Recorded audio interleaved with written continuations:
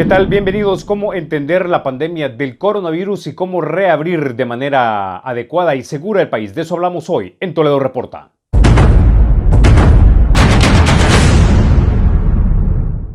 ¿Cuál es la manera en la que el gobierno debe llevar la política de salud? De eso estaremos hablando con el doctor Iván Solano, reconocido infectólogo de nuestro país. Pero antes vamos a echarle un vistazo rápidamente a cómo se encuentran las cifras actualizadas de coronavirus. Ahí las tenemos en pantalla. En este momento tenemos aproximadamente 1.571 casos confirmados. Digo aproximadamente porque esto fue actualizado a las 12:15 de la medianoche del 20 de mayo. 1.009 casos activos. Desafortunadamente 31 personas han fallecido y 531 personas se han recuperado. Esta información nos viene de Disruptiva, con 73 casos positivos reportados el día de ayer, y según esta fórmula, esto fue publicado este día 20 de mayo, se está moviendo el pico hasta el 29 de mayo y el fin de los casos lo pronostica o lo prevé Disruptiva para el 4 de agosto. Dicho esto, vámonos con el doctor Iván Solano, y esto fue lo primero que le preguntamos. Mucha gente lo que quiere saber es si estamos ya cerca del pico de contagios virus en este país. Pues mire, Carlos, esa es una pregunta que nosotros también nos hemos estado haciendo y tomando en cuenta datos valiosos que el doctor Picardo y su grupo de estudio han estado publicando.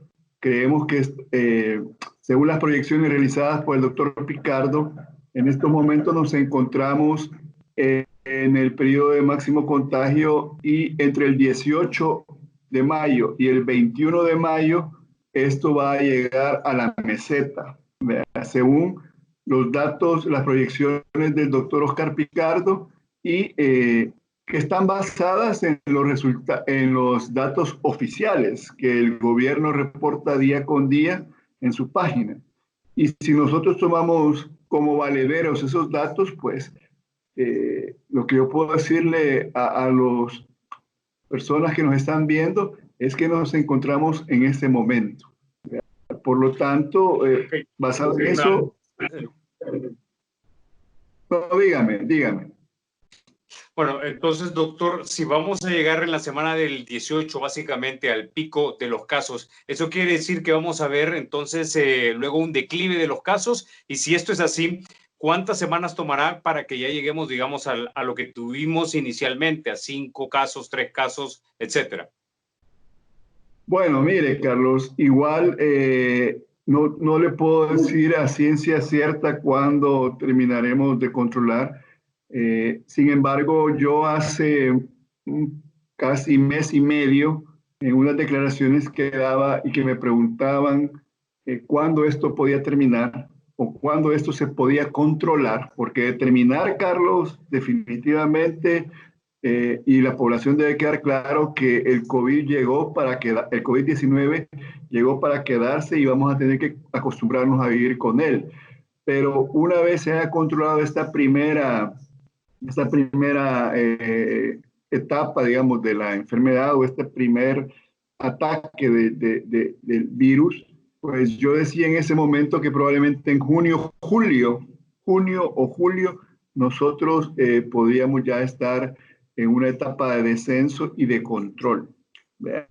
Sin embargo, eso no significa, Carlos, que vamos a tener que estar siempre en cuarentena, tan estricta como la que estamos viviendo en estos momentos, ¿no? Ahora, esto que usted me está diciendo, que básicamente nos tenemos que acostumbrar a vivir con el coronavirus, lo que básicamente me dice a mí es que probablemente los brotes de contagios van a ser tal vez cada vez más espaciados o tal vez con menos personas, pero siempre van a haber personas que desafortunadamente pueden fallecer porque de repente ya son personas mayores o tienen el sistema inmunológico deprimido. ¿Es así? Sí, recordemos lo que pasó con la última pandemia que se tuvo, que fue causada ya por el 2009 por la gripe por influenza AH1N1. Igual afectó a todo el mundo. El Salvador no fue la excepción, pero ahora, y afortunadamente se logró controlar, a nivel mundial y también en nuestro país.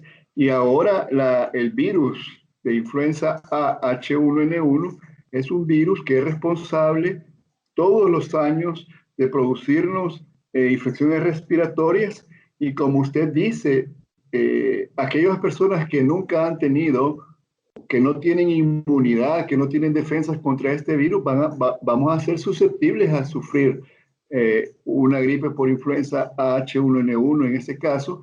Y ahora este virus, como le decía, forma parte de las causas importantes que los médicos debemos de evaluar ante un paciente con una infección respiratoria aguda grave. No sé si me escucha, Carlos. ¿Sí? Ahora, sí le oigo, sí le escucho. Entonces, Ahora, perdón, doctor, una Carlos, pregunta. perdón. Entonces, lo mismo va a llegar a suceder con el SARS-CoV-2 que produce el COVID-19, ¿no? Y obviamente sabemos que la historia los tipos de enfermedad que nos puede llegar a producir el COVID-19, en su gran mayoría, hablamos de un 80%, son casos leves o casos asintomáticos. Y solo es una minoría, aproximadamente un 5% de personas adultas mayores o adultos con factores de riesgo, o incluso niños con factores de riesgo, pueden llegar a complicarse y llevarlos a la muerte, ¿no? Ok. Ahora, doctor, también lo que mucha gente se pregunta es cuándo se puede empezar nuevamente a salir de casa y abandonar la cuarentena. Sabemos que la cuarentena realmente es una medida, digamos, artificial que toman los gobiernos o que puede tomar una comunidad para evitar que el contagio sea masivo en un primer momento y eso te da la oportunidad de que menos gente se contagie, menos gente muera y preparas al sistema de salud, pero eventualmente hay que salir. La pregunta es, ¿cuál es esa métrica importante que se alcanza para decidir ahora ya podemos salir? Bueno, son varios factores que hay que tomar en cuenta. En primer lugar, en qué momento de la epidemia nos encontramos o de la curva. Si estamos en ascenso, como es este momento, definitivamente no es recomendable que el día de mañana, por ejemplo, supongamos que la Asamblea Legislativa aprueba hoy de que se acabó la cuarentena y que mañana se reinician las actividades, como que si nunca hubiera sucedido nada, no es el momento para eso. Debemos de ver cómo está el comportamiento de la enfermedad. Bueno, con esto finalizamos la primera parte de esta entrevista con el doctor Iván Solano, infectólogo de nuestro país, hablando acerca de la pandemia del coronavirus y cómo debe manejarse esta crisis a nivel de políticas de salud pública. Los espero en la próxima entrega, el día de mañana. Hasta luego.